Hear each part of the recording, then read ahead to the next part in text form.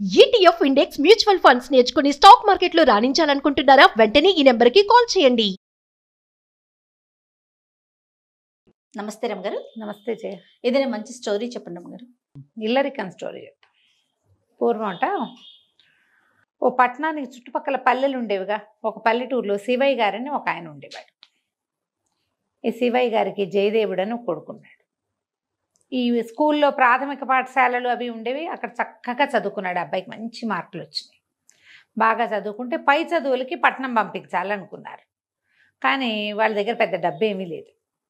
ఈ పిల్లాడు ఏమనుకున్నాడు, ఇంత మటుకు చదివా ఇంకా ఎందుకు, చదువు మానేసి నాన్నకి పని పాటల్లో సహాయం చేయాలని భావించాడు. తండ్రికి ఒప్పుకోవాలి. ఊళ్ళో వాళ్ళందరూ అనేవాళ్ళు, అబ్బా మీ వాడు ఎంత తెలివిగలవాడో, ఏ చదివితే అది వచ్చేస్తున్న వాడికి, శాస్త్రాలు చదివించాలి, వాడిని అది చదివితే ఉన్నతాధికారి అవుతాడు, ప్రభుత్వాధికారి అవుతాడు, అట్లా అనేవాళ్ళు. మిగిలిన ఏ పిల్లలకి వీడికున్నంత జ్ఞానం ఉండేది కాదు, ఈ జయదేవుడికి ఉన్నంత.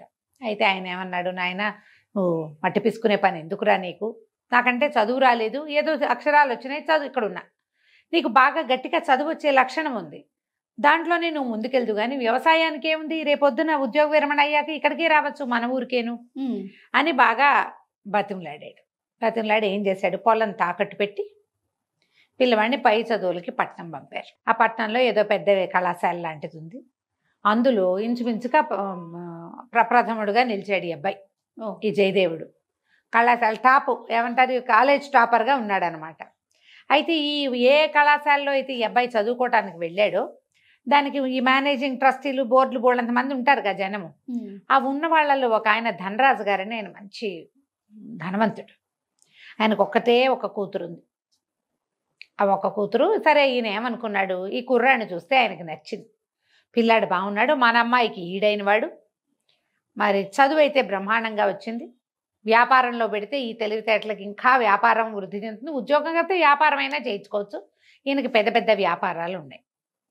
ఈయన ఏమనుకున్నాడు, వీళ్ళ ఇల్లు వాకిలి అన్నీ కనుక్కున్నాడు. వీళ్ళకి తల్లిదండ్రులకి లేక లేక ఒక కొడుకు, ఒక పిల్లాడైతే బాధ ఏముంది. ఆయన ఆలోచించి ఓ రోజు రాబోయి మా ఇంటి భోజనానికి అని ఈ చదువు అయిపోయి ఇంకా గవర్నమెంట్ ఉద్యోగాలు ఏవో కొన్ని ఉన్నాయి, అప్పుడు నడిచేటువంటి జమీందారుల తాలూకు ఒక ఉద్యోగం ఏదో తీసుకున్నాడు. ఇంటికి రమ్మని పిలుచుకెళ్ళాడు. పిలుచుకెళ్తే వాళ్ళ ఇంట్లో చక్కగా భోజనం పెట్టారు. ఈ ధనరాజు గారి కూతురు పేరు దీపిక. పిల్ల చక్కగా ఉంటుంది, అందంగా ఉంది, చక్కగా చలాకీగా కబుర్లు మాటలు మంచి చెప్తుంది. వాళ్ళ ఇంట్లో వంటలు బాగున్నాయి. ఈ భోజనాలు అవి అయ్యాక ఈయన ఏమన్నాడు, ఆ కుర్రాడు చెప్పాడు, ఎంతో బాగుందండి మీ ఇంట్లో వంట, అది బాగుందని చెప్పాడు. చెప్పేసరికి రోజు తినచ్చోయి మా అమ్మాయి చేతి వంట, మా పిల్లని పెళ్లి చేసుకోమన్నాడు. పెళ్లి చేసుకుని మా ఇంట్లోనే ఇల్లరికం ఉండిపోదు కానీ అని అడిగాడు. అడిగితే ఈయనంత అబ్బాయి ఒప్పుకోవాలి జయదేవుడు. అబ్బాయి కాదండి, మా అమ్మ నాన్నలకి నేను ఒక్కడనే కొడుకుని, ఇల్లరికం వచ్చి మీ ఇంట్లో ఉంటే మా అమ్మ నాన్నని నేను చూసుకునేది ఎట్లా, అదే కదా, అట్లా కుదరదండి, నాకు ఆసక్తి లేదు, మా అమ్మాయి నచ్చింది పాయింటే, కానీ ఇల్లరికం ఆలోచన మాత్రం నేను చేయను, మా అమ్మ నాన్నని సుఖపెట్టాలి కదా, మరి ఇంత పెద్దవాడిని అయ్యాను, ఇంత చదువుకున్నాను, ఏదో ఒక మంచి ఉద్యోగం ఉంది, వ్యాపారంలో అయినా నేను చేయగలుగుతాను, నాకు కుదరదండి అన్నాడు. అయితే ధనరాజు గారు అన్నాడు, దానికేముందో, మీ అమ్మా నాన్నలకు నువ్వు ఒకడవే కొడుకువి, మీ పొలం ఎటాగో సగం తాకట్లో ఉంది, కొంత పొలం ఉంది, అంతే కదా, మీ అమ్మా నాన్నతోటే మాట్లాడతాను, వాళ్ళు కూడా వచ్చి మనతోటే ఉండొచ్చు, హాయిగా అందరం ఒక కప్పు కిందే ఉందాము అని లైన్లో పెట్టాడు. అయితే అబ్బాయి మా అమ్మా నాన్న ఒప్పుకుంటే చూద్దాంలేంటి అన్నాడు. ఈయన పోయి పెద్ద మనిషి తరహాగా ఆ పల్లెటూరు వెళ్ళి ఆ శివయ్య గారితో మాట్లాడాడు. లేక ఒక పిల్లని దూరం ఇవ్వటం ఇష్టం లేదు, మేము మాత్రం ఎవరిని చూసి బతుకుతాం, ఆ పిల్లకి పిల్ల చెల్లా కలిగారనుకోండి, వాళ్ళని పెంచుకోవడానికి దానికి బాగుంటుంది, అబ్బాయికి వ్యాపారానికి నేను మదుపు పెడతాను, అతను చిన్న ఉద్యోగంలో ఉండాల్సిన అవసరం లేదు, అంత తెలివైన వాడు, మీరు మా దగ్గరే ఉండొచ్చు, ఇలాంటివేవో చెప్పారు. చెప్తే వాళ్ళు బాగా ఆలోచించుకుని వాళ్ళు ఏమన్నారు, మనకి ఒక పిల్లాడు, ఇక్కడ వాడికి తోడా పాడా, అత్తారింట్లో ఉంటే వాళ్ళు ముద్దు ముచ్చట అన్నీ చూసుకుంటారు. వాళ్ళు ఏమన్నారు, జయదేవుడితో ఏం పర్వాలేదురా అయ్యా, పిల్ల లక్షణంగా ఉంది, తండ్రి మంచి బుద్ధిమంతుడిగా కనపడుతున్నాడు, చేసుకో హాయిగా అని చెప్పారు. సరే, పెళ్ళుమని చేశారు వివాహం. ఈ పెద్దవాళ్ళిద్దరూ పట్టణానికి వచ్చారు, వాళ్ళ చుట్టాలు పక్కాలు అందరూ వచ్చారు. పెళ్ళికి వచ్చినప్పుడు ఏమంటారు, అబ్బో వీళ్ళ వైభోగం, మనలాంటి పల్లెటూరు వాళ్ళం వీళ్ళ మధ్యలో ఏమి ముడతాం, అలా అవుతుంది చూడు. అవును, మనము మనకి వాళ్ళకి కొంత ఏమంటారు స్టేటస్లో తేడాలు ఉంటే గనక వాళ్ళ జీవన విధానం వేరే ఉంటుంది, మనది వేరే ఉంటుంది. పల్లెటూరు వాళ్ళు ఈ పట్టణవాసపు పోకట్ల మధ్యలో ఈమడలేరు. వీళ్ళు ఏమనుకున్నారు, అప్పుడప్పుడు వచ్చి పిల్లవాడు చూస్తాడు, ఇన్నాళ్ళు చదువుకుండలా అటగే ఉంటాడు, ఏముందిలే అని మేము ఇక్కడికి రాలేములేండి, మా ఇంట్లో మేము ఉంటామని చెప్పేశారు. వెళ్ళిపోయారు. వాళ్ళు వెళ్ళిపోయారు. పెళ్లి తర్వాత కొద్ది రోజులు ఇక్కడ గడిపి కోడల్ని కాస్త ముద్దుగా ముచ్చటగా నాలుగు చూసుకుని ఏదో పెట్టగలిగింది పెట్టుకుని, అబ్బాయి ఎట్లాగో ఉద్యోగం చేస్తున్నాడు, వాళ్ళ పొలం అంతా తాకట్లో నుంచి వచ్చేసింది బయటికి, వాళ్ళ వ్యవసాయం వాళ్ళు చేసుకుంటూ ఊరు వెళ్ళిపోతామని వెళ్ళిపోయారు. ఒకరోజు ఏమైంది, 15 రోజులు నెల రోజులు గడిచిన తర్వాత జయదేవుడికి కొంచెం బెంగ వచ్చింది, మా అమ్మ నాన్న వెళ్ళిపోయారని. మావగారు ఏమన్నాడు, ఒక పనివాడిని పిలిచి, ఒరే ఈ డబ్బులు 1000 వరహాలు తీసుకెళ్ళి పల్లెటూరులో ఉన్న మా బావగారికి ఇచ్చిరారా అని వాడి చేతిలో పెట్టాడు. అది జయదేవుడు ఎదురుగుండానే చేశాడు. ఏమన్నాడు, మీ అమ్మ నాన్న ఈ పట్టణవాసంలో ఏమడలేరయ్యా, పెద్దవాళ్ళు, వాళ్ళు కూడా మా పల్లెటూరు పద్ధతులు వేరు, ఇక్కడ పద్ధతులు వేరు, ఇక్కడ ఏమడలేమని అన్నారు కదా, వాళ్ళ జీవితం హాయిగా వెళ్ళిపోతుంది, 4 పని వాళ్ళని పెట్టుకుని ఆ వ్యవసాయం నడిపించుకుంటారు, వాళ్ళ ఇంట్లో వాళ్ళు సుఖంగా ఉంటారు, ఈ 1000 వరహాలు వాళ్ళ కోసమే పంపిస్తున్నాను అని చెప్పాడు. జయదేవుడు నమ్మి స్థిమితంగా ఉన్నాడు. అమ్మ నాన్నకి పని ఎలాగో చుట్టుపక్కల చుట్టాలు పక్కల అక్కడే ఉన్నారు, అవును, వాళ్ళ జాతి వాళ్ళంతా అక్కడే ఉన్నారు, వ్యవసాయానికి సహాయం నాన్నకి ఏముంది, డబ్బులు ఇచ్చి పంపించారు కదా, వాళ్ళే చూస్తారని ఊరుకున్నాడు. ఒక 8 నెలలో 10 నెలలో గడిచింది. ఉత్తరాలు పత్రాలు నడిచేవి తప్పిస్తే ఎవరో వచ్చిన మనిషి ఒకటి జాబ్ పట్టుకొచ్చేవాడు, మేము కులాసాగా ఉన్నాను నాయన, ఇలాంటివి కనపడేవి. ఈ అబ్బాయి స్థిమితంగా ఉన్నాడు. మామగారు ఏదో కొత్త బిజినెస్ డెవలప్ చేశాడు. ఈ అబ్బాయి మంచి జోరుగా అందులో ఉన్నాడు. దీపిక కూడా చక్కగా ఉండేది, భార్యాభర్త అన్యోన్యంగా ఉండేవాళ్ళు. ఒకనాడు ఎవరో ఒక దూరపు చుట్టం ఇక పట్టణంలో పనుండి వచ్చి ఒక వ్యాపారపు కూడల్లో జయదేవుడు కనపడ్డాడు. కనపడి ఆయనతో పాటు వెళ్ళింటికి వచ్చాడు. జయదేవుడితో పాటు ఇంటికి వచ్చాడు. వచ్చి ఎరా ఎంత బ్రహ్మాండంగా ఉంది ఇల్లు వాకిలి, నువ్వు ఇక్కడ హాయిగానే ఉన్నావు, మీ అమ్మ నాన్న ఇబ్బంది పడుతున్నారు ఆ పల్లెటూరులో, అదేమిరా అబ్బాయి అలా వదిలేసావు అన్నాడు. అనగానే ఈ కుర్రాడు అన్నాడు, అదేం లేదు బాబయ్య, వదిలేయటం ఏముంది, మా అమ్మ నాన్న ఇల్లరికానికి ఒప్పుకున్నారు, ఇక్కడే వచ్చి ఉండమన్నాం, వాళ్ళు మేము ఉండలేమన్నారు, మా మామగారే 1000 వరహాలు పంపించారు, పని వాళ్ళని పెట్టుకుని స్థిమితంగా ఉండండి అని. మా అమ్మ నాన్న హాయిగానే ఉన్నారనుకున్నా, నేను కూడా ఈ కొత్త వ్యాపారపు పనులలో తలమునకలుగా ఉండి ఇంకా వెళ్ళలేదు, ఎప్పుడో రేపు పండగలు ఎప్పుడెప్పుడో వెళ్ళి చూసొస్తాననేసరికల్లా 1000 వరహాల మీ మామగారు పంపించాడా, ఎప్పుడురా నాకు తెలీదే అన్నాడు. నాకు తెలుసు బాబయ్య, నా ఎదురుగుండానే పనివాడికి ఇచ్చి పంపించాడంటే మీ ఇంటి నుంచి మన ఊరు ఒక్క పనివాడు కూడా రాలా, ఊళ్ళోకి 10 రూపాయలు వస్తే మొత్తం అంతా తెలుస్తుంది, 1000 వరహాలు వచ్చినాయంటే ఇప్పటి డబ్బులు ఏ 10 లక్షలతోటో సమానం, అది పెద్ద అమౌంట్.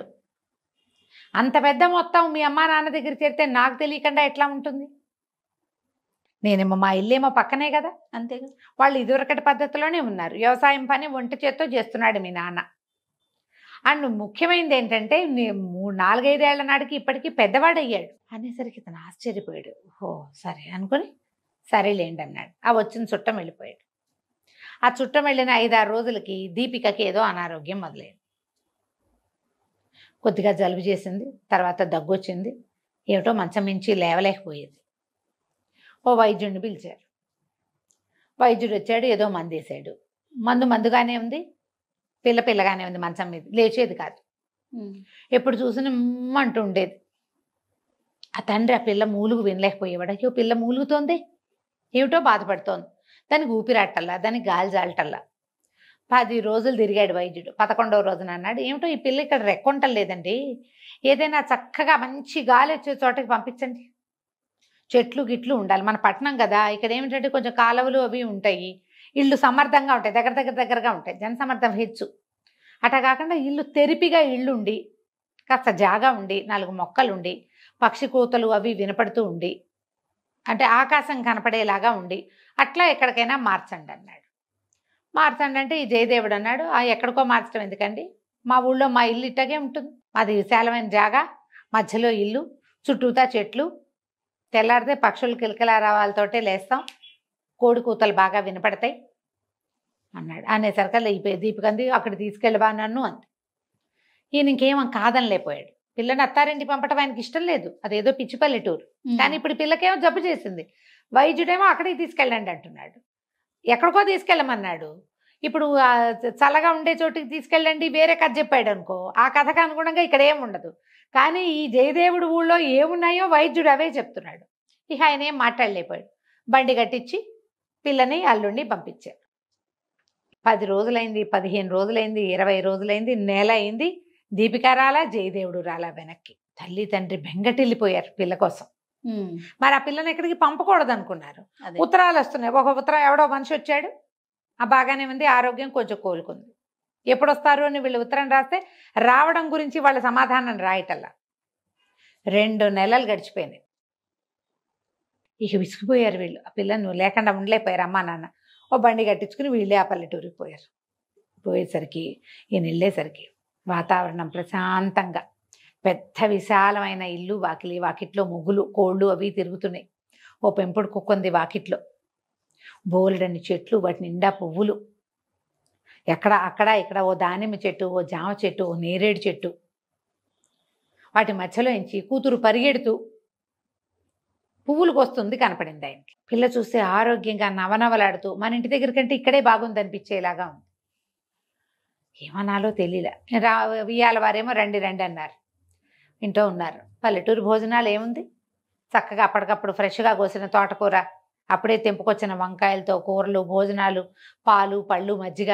పళ్ళకేముంటాయి, సిటీలో ఉండే పళ్ళు పల్లెటూళ్ళలో ఉండవు. ఏదో బొప్పాసకాయలు, నేరేడుకాయలు అవి కాస్తాయి.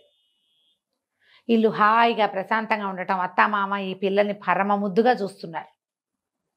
ఎండకన్నేరక్కుండా పెరిగిన పిల్ల మరి ఇంత దూరం వచ్చిందని. ఒక 3-4 రోజులు పోయాక ఆయనకి సిగ్గేసింది. అమ్మ ఏమంది, అమ్మమ్మ ఎప్పుడు వెళ్ళిపోతాం మేము, ఇంటికి వస్తావా, నువ్వు ఎప్పుడు వస్తావు అని. ఎందుకు నాన్న ఆ ఊర్లో పడి ఉండటం, ఇక్కడే హాయిగా ఉంది కదా, మీరు కూడా ఇక్కడే ఉండండి అనేసింది కూతురు. ఆయన డబ్బులు పంపల, ఊరికే అల్లుడిని ఉలిపుచ్చుకాలు ఆడాడు అంతే. ఆయన కాస్త మొహమాట పడి అల్లుడిని పక్కకి తీసుకెళ్ళి, బాబు నన్ను క్షమించు, మీ అమ్మా నాన్నని ఉంచుకునే ఉద్దేశం కానీ, మా పిల్లని మీ ఇంటికి కోడలుగా పంపే ఉద్దేశం కానీ నాకు లేవు. మాకు ఇల్లరిక పల్లుడు కావాలంతే. మా పిల్ల మాతోటే ఉండాలనుకున్నాను. కానీ మా ఇంట్లో కంటే పిల్ల ఇక్కడే ఆరోగ్యంగా, ఇక్కడే సంతోషంగా ఉంది. దానికి లభిస్తున్న గౌరవం మర్యాద చూస్తే కన్నవాళ్ళం మేము ముద్దే చేస్తాం. గౌరవ మర్యాదలు మా వల్ల లభించవు, అత్తవారింట్లో దానికి లభిస్తున్నాయి. నన్ను క్షమించు, నేను మీ అమ్మగారికి వాళ్ళకి ఏం డబ్బులు పంపల, వాళ్ళకి అలవాటైంది, వాళ్ళు అలాగే ఉంటారులే అని అనుకున్నాను. నాకు బుద్ధి వచ్చింది. మీ ఇంట్లో నేను ఎట్లా ఉంటాను, ఇక్కడే ఏదైనా జాగా చూడు, ఓ ఇల్లు వాకిలి కట్టుకుని మేము ఇక్కడే ఉంటాం. మా పిల్లని మేము రోజు కంట చూసుకుంటూ ఉంటాం. మా పిల్ల మీ ఇంట్లోనే ఉంటుంది, మాకు ఇల్లరికం వద్దు. పిల్లలు పుడితే ఓ పిల్లల్ని మేము కూడా పెంచుతాం అని అన్నాడు. అన్నాక వీళ్ళ ఇంటికి కొంచెం అవతలగా ఉన్న ఒక ఎగువని ఉన్న ఒక స్థలం కొన్నారు. డబ్బులు ఉన్నవాడు తలుచుకుంటే ఏముంది, రాజు తలుచుకుంటే దెబ్బల కొదవా అన్నట్టు చకచక పెద్ద పెద్ద ఇల్లు ఒకటి కట్టారు. దీపికకి 4-6 పిల్లలు పుట్టారు. వాళ్ళ అమ్మా నాన్న వీళ్ళమ్మా నాన్న హాయిగా కలిసి పెంచుకున్నారు. అబ్బాయి అప్పుడు నెలకొకసారి వెళ్ళి వీళ్ళకి ఇల్లు వాకిలి ఉన్నాయిగా, వ్యాపార పనులు చూసుకుని మళ్ళీ వెనక్కి తిరిగి వచ్చేవాడు. హాయిగా ఉన్నారు. పెళ్ళిళ్ళు చేసేటప్పుడు ఆలోచించుకుని చేసుకోవాలి. చూడు ఎంత హాయిగా ఉందో కదా, కలికంచికి మనం ఇంటికి. నమస్తే రమ్మ గారు. నమస్తే.